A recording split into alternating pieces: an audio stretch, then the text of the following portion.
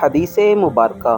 حضرت ابو ہریرہ رضی اللہ عنہ سے روایت ہے کہ رسول اللہ صلی اللہ علیہ وسلم نے فرمایا کہ گھروں کو مقبرے نہ بنا لو، یعنی جس طرح قبرستانوں میں مردے ذکر و تلاوت نہیں کرتے اور اس کی وجہ سے قبرستانوں کی فضا ذکر و تلاوت کے انوار و آثار سے خالی رہتی ہے، تم اس طرح اپنے گھروں کو نہ بنا دو بلکہ گھروں کو ذکر و تلاوت سے معمور رکھا کرو، اور جس گھر میں خاص کر سورہ بقرہ پڑھی جائے اس گھر میں شیطان نہیں آ سکتا۔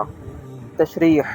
بعض صورتوں کے اور اسی طرح بعض آیات کے کچھ خواص ہیں۔ اس حدیث میں سورہ بقرہ کی خاص برکت اور تاثیر یہ بیان فرمائی گئی ہے کہ جس گھر میں اس کی تلاوت کی جائے وہ شیطان کے اثرات اور تسلط سے محفوظ رہے گا۔